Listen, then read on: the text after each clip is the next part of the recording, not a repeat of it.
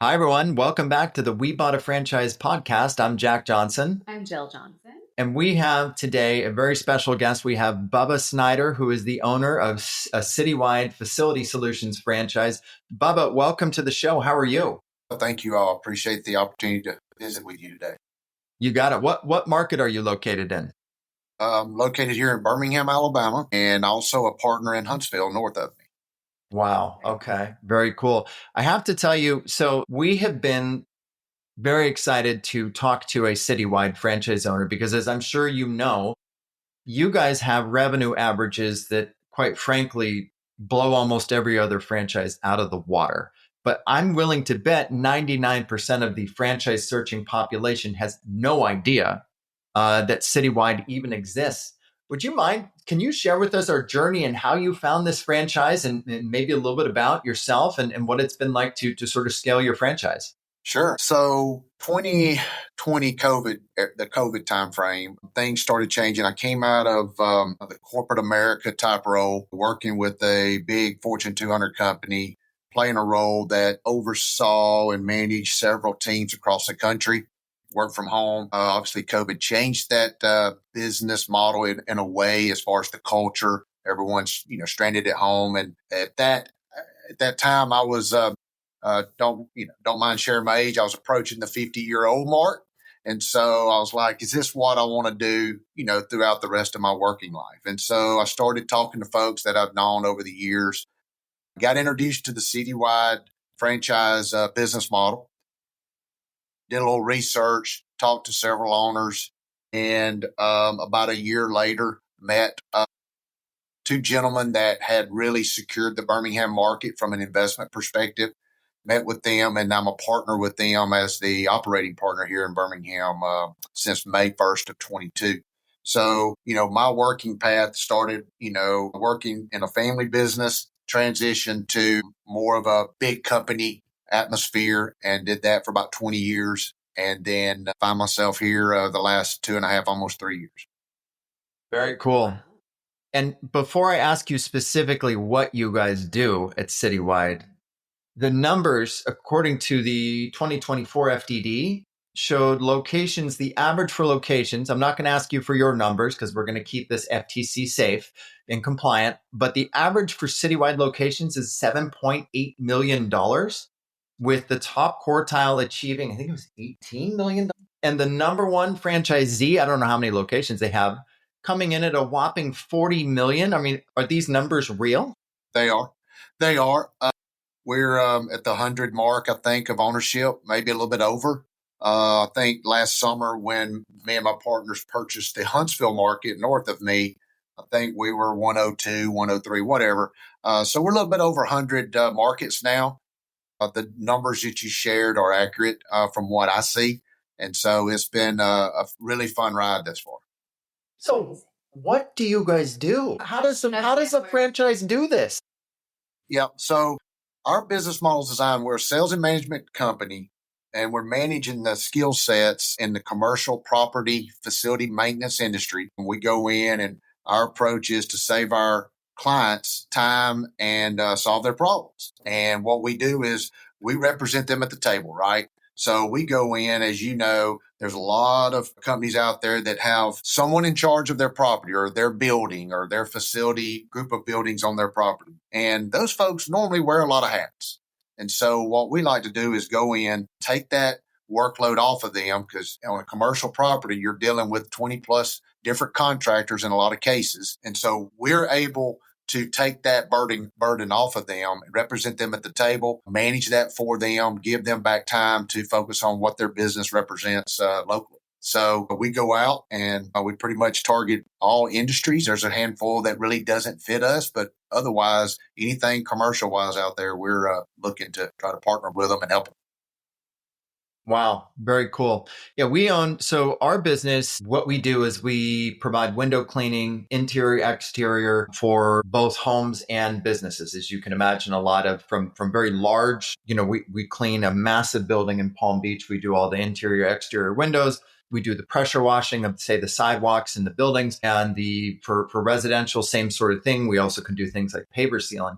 One of the challenges that we've found is that when we land these larger commercial contracts, it's great, right? They're large amounts, but the accounts receivable side was something that, quite frankly, and I'm embarrassed to say this because I've been in franchising for most of my life now, I wasn't really prepared for it. It's like, all right, we just landed this, really big job, but it's going to take our guys 6 days to do it. And we're not going to get the money for a month. And so it's something we've had to sort of adjust and be prepared for. And we intermix sort of faster paying residential jobs. For you guys, what does accounts receivable look like for you guys? What kind of, time periods do you see in your business? Yep. So we have, I would say, 2 to 3 groups of receivables. I have clients on net 10. So that helps cash flow. Obviously, the majority are around net 30. And then some of our bigger type clients, bigger brands, bigger, larger recognizable names sometimes extend 45 to 60. So yeah, if I had to, May 1st will be 3 years for me. Yeah, Cash flow continues to come through, and I'm at a minimum percentage of late right now. So it's been pretty good. In other words, I chase very little money. that's great. Does Citywide give you do you have a CRM that helps you to kind of manage all this through them? We do. We have a CRM. All of our clients and service providers, contractors are in there. We have the ability to manage all of that data from a CRM. And then we also have other systems we use, and we have a data warehouse as well that receives all the data from all the areas that we use systematically. Cool. Yeah, and it's the same for us. When I log on in the morning and I get the dashboard, it's like in the right hand corner, I've got what people owe us, what's overdue, what we're going to bill for the rest of this week, what we've collected, and they've actually integrated some pretty cool AI features into the mix as well, which is really helpful to us.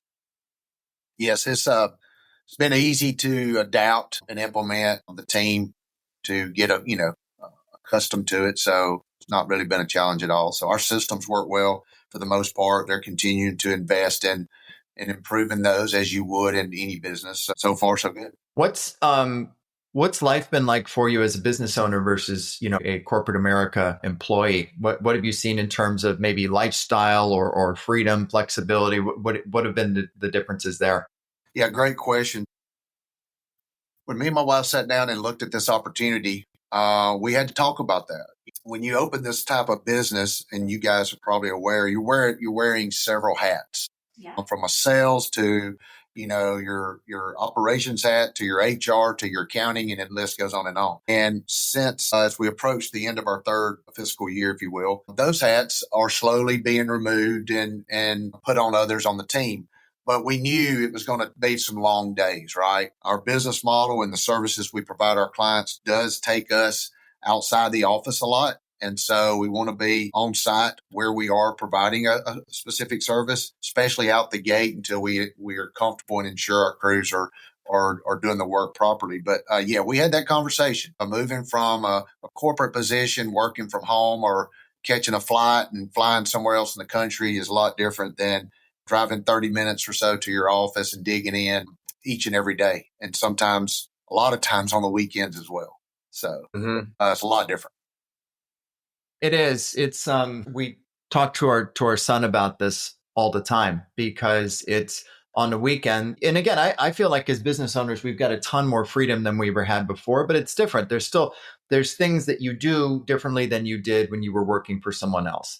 So there's a rhythm of things that I do on the weekend for our businesses between our franchise consulting business and our Pink's Windows business that I'm just sort of used to doing. And so but I think when it's like when you're working on your house. When you're working on a house that you own, it's a lot more rewarding than fixing something on a house that you're renting. And that's the way I look at it. And we're looking at this as well, the same way. Nothing wrong for working for a big company and managing folks from different areas of the country, different cultures. But at the end of the day, now we should get more of a return on our time and effort and investment. We're excited about that. We're excited about spending the time and having something long term there as well. Yeah, I mean, to have a business that if you want, you can sell, and it has a high valuation. I mean, that's kind of, again, the freedom of business ownership. Yeah, it is. To me, the thing that I think it feels like when we talk to new clients about the sort of challenges of franchise business ownership, feels like we're always talking about revenue first and getting clients. But what I really believe it is having the right team and managing employees and having good employees. And that, to me, I mean, every day we get 2 to 3 new people contacting us about services, but having the right people to deliver those services, that's the most important thing. I don't know, for you guys, your model's a little different, but I'm assuming employees are still the number one sort of challenge. But tell me from your perspective what that's like for you guys. Yes. So when we opened, one of the things coming from my previous path, if you will, chapter in my working life, one of the things I believed in is because I was kind of involved in a similar type concept, sales and service, right? You had your sales side of the business, providing opportunities for your service side or operation side to take care of clients and keep clients happy and retain them. So I've approached this business kind of the same way. Hey, build your infrastructure to make sure you can provide the services that you're selling and wanting to help people with. But also, as that business grows, or what we call nose up, as you continue to be nose up, you build your internal team to be able to keep the business on the books, make sure your crews are being consistent with the services you provide your clients, etc. Mm-hmm. So that's been kind of my approach to this. Managing people is something I enjoy. Developing folks because, as we get older, we can look back and know folks developed us or helped us get where we are. So I like to do the same thing to that next generation. So I continue to build my team as we need to. I've had very little turnover. I want to show employees that they have a vital role in this organization to keep it nose up. And so I've taken the same approach really to that perspective as I have throughout my career. And then from a client perspective, we want to keep that business, and we take pride in following the business model, providing the services that we've agreed to support, and do it right and do it consistently. So we just came back from our annual convention, and we were recognized as an office in the country that does have a solid retention rate. So I take pride in that. That's something I've always believed in. Why bring someone into your organization and not provide them what you promise, and then they walk away out the back door? So that's something I preach here with my team to make sure our clients are happy at all times. Is there anything that you do in particular to keep that retention? Like, is there, how do you do that? I think that's like the number one question. It's something we strive to do as well, but there's always challenges with that. So you don't have to reveal your secret, but some tips. Give us your secrets. Well, I mean, that's a great question. It's one that I thought about early on. Our business model is designed, each seat on the bus, every role is designed so if you follow that model properly, and you're in front of the customers and you're communicating right and you're utilizing the skill sets for every service you offer, and you're ensuring that you're setting expectations with your service providers, you've got a better chance of it all coming together, right? So we talk a lot here. Hey, are we going about our day the way it's designed to be? And if we are, then we got a better chance of retaining business. If we're in front of the client, we should be talking about 4 or 5 things. Hey, are we meeting with the right person, the decision maker or representative of the company, who's going to possibly make a decision that could impact us, right? Good or bad? Are we checking properly our services are being performed right? Are we looking at other ways to help our clients to show the value we bring? One point of contact, again, saving a client time and solving their problems is kind of our universal value proposition. So if we coach and train our folks properly, and we're doing all of those things correctly, we've got a better chance of retaining clients. That's just the way our model is designed. Where was your guys' franchise conference? San Antonio. Oh, that's a nice spot. Yep, we were there. How's the support for you guys from Citywide in terms of how they support you guys? Yeah, the support center for a new owner like me getting acclimated to everything, as you can imagine, has done a great job of being there as, we're here in the local markets encountering everything we could possibly encounter in a day. And for the support center to be there, whether it's a technical issue, whether it's having maybe an HR department guide you through the hiring process if you need any assistance there. Any aspect of the business, the support center has. And it's been really good to be able to lean on them as we're wearing all these different hats as we take off in this business. The support center's been there, but pretty much every aspect that you would need. So it's been really We just had so every week we do a weekly conference call with our Pink support team. And we go over just basically the network, new franchisees coming in, and we actually get to see from a sales perspective where every office is, recurring revenue, last week's revenue, 5-star reviews, as well as our close rate. I love it. I know there are some people that don't like to have that kind of data. I want as much data as possible as a franchise owner. And I think it's great to see how we compare to other markets. And one of the things that Jill and I have always felt like is that franchising is a competitive sport. And it's not just for us to grow a business. We want to win. We want to be a top performing location. And I think that's one of the things. A lot of times when we talk to new franchise owners or prospective franchise owners, there's a lot of fear, right? Oh my gosh, what if I lose money? What if it doesn't work? And what we talk to them about is if you embrace this sort of competitive mentality, where let's say you're going in and you're a part of a cohort of new franchise owners, if your focus is to have the top revenue, and again, do it by providing great customer service. But if you are embracing a competitive attitude and you want to win, that's just another way to make sure that your location performs very well. Yes, we're able to do that. Our data warehouse provides us kind of a high level perspective on how other owners are performing in other markets. Your Birmingham market we could say is kind of the middle size market, competing against your Atlantas, LAs, and all those Chicago's, whatnot. But for the most part, we can see each other's monthly performance, if you will. But we also collaborate a lot. We also talk to each other a lot. Hey, what's working there? What's not? Hey, don't do this. I've failed at this. And so we have a couple things in that bucket. One, the support center provides a business consultant. So if I'm meeting with my consultant once a week, if you will, I know I'll have that little time slot on my calendar to share, hey, I need help here, or could you find me some better resources here, or whatever.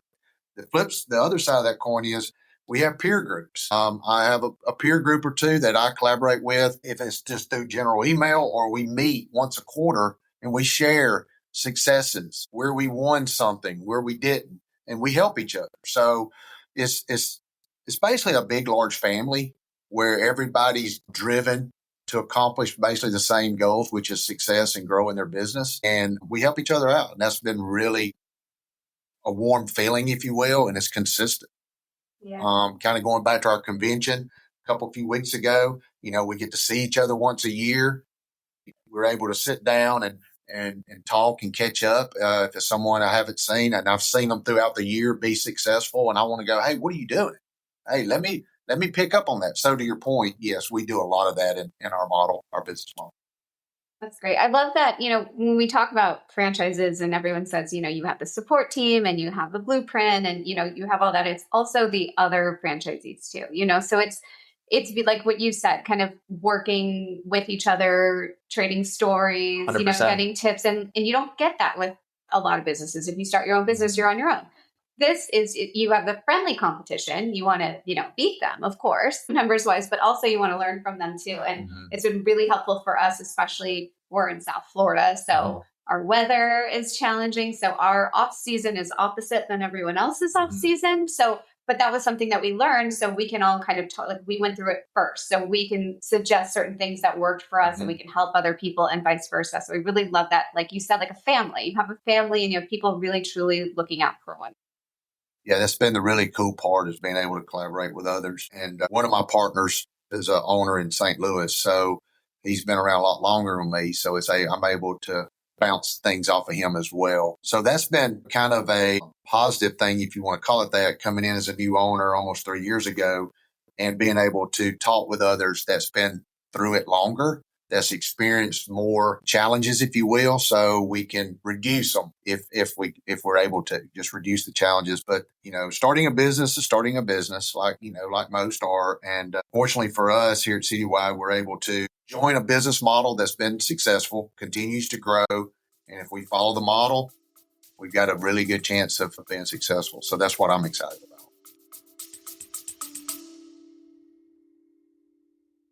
We bought a franchise. We did our research, looked at all the options, then we found Pink's Windows down in Austin. We bought a franchise. We bought a franchise.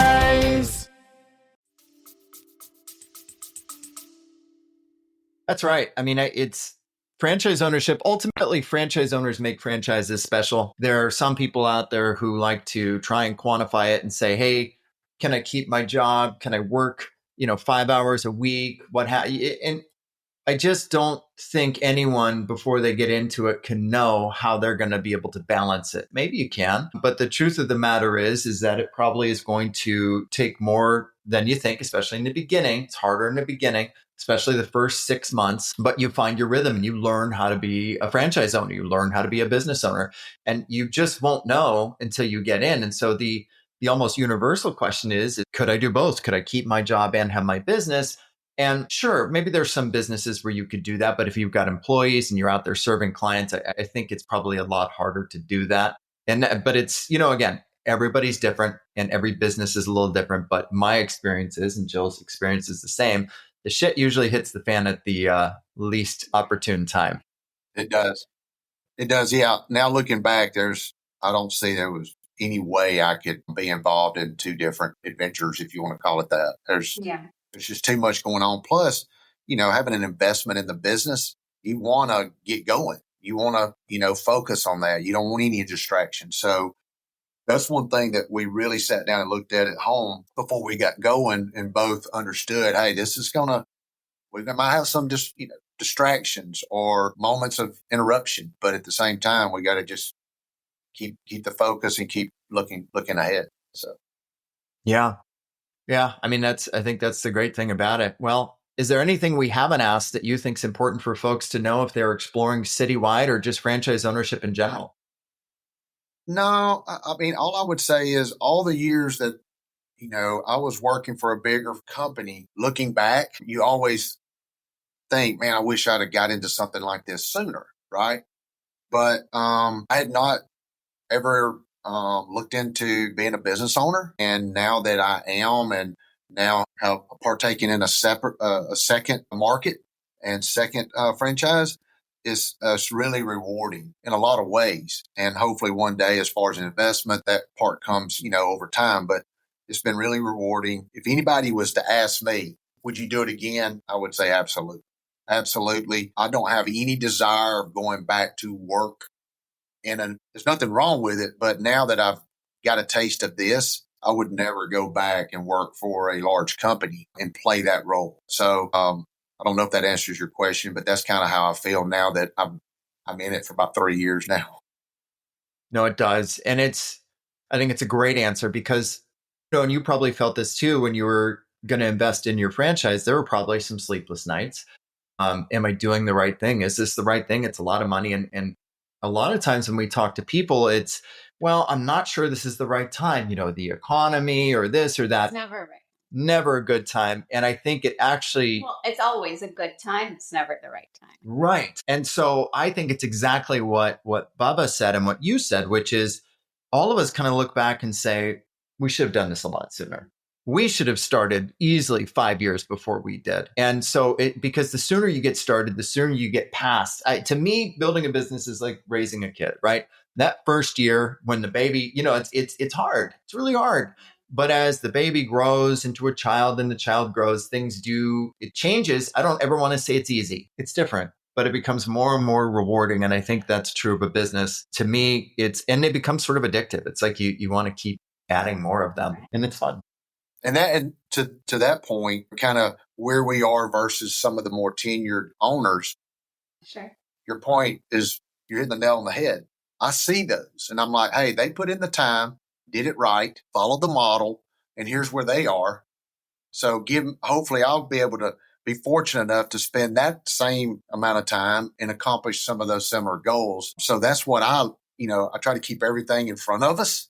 There's nothing you can do with what happened yesterday. It's over. So I try to keep everything in front of me to say, okay, how do I set goals and keep the ambition there in front of me to want to go after success long term. And so in our model, in our business, and the folks representing citywide across the country, I keep an eye on that. I want to know how others are doing and try to do the same thing.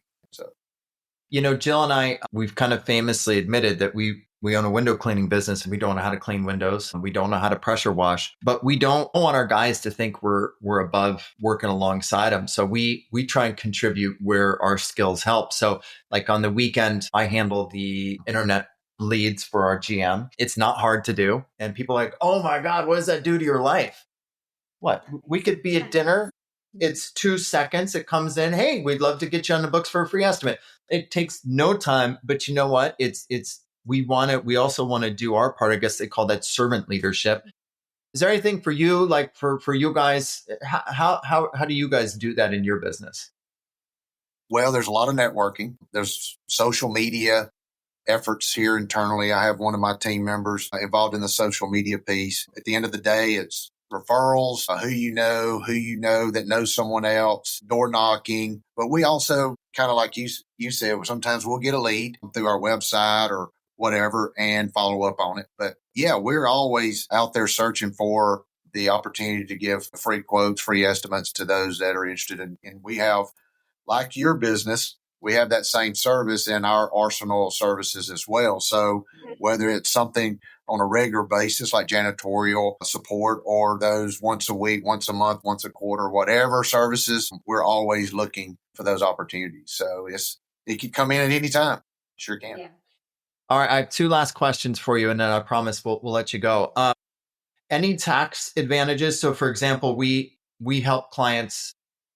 You could buy a laundromat, right? And those laundry machines qualify for up to a $500,000 Section 179 tax deduction depreciation that can be claimed in the first year. Is there any tax advantages to being a citywide, or is your guys more service related? It's pretty much service related. Yep, pretty much service related.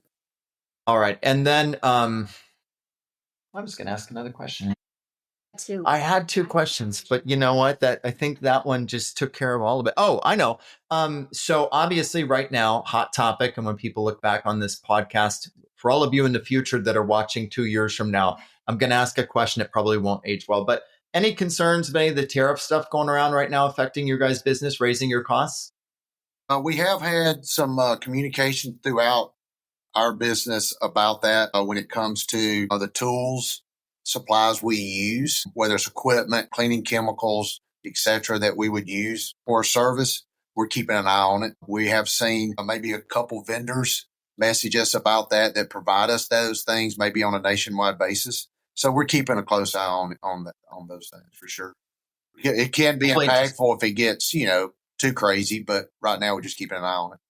Yeah, I think it's the same for us. I mean, we're mainly delivering services. So for a business like ours, it's not a big impact, but hopefully it's a lot of posturing. But we'll leave that to people that work that side of the... Sure.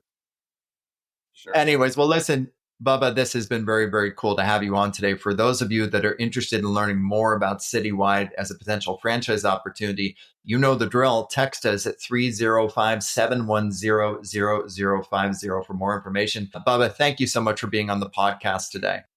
You're welcome. Appreciate the opportunity. You all take care. Same to you, sir. Take care. Bye. We bought a franchise. We did our research, looked at all the options, then we found Pink's Windows down in Austin. Now we got a truck and a team, and we're gonna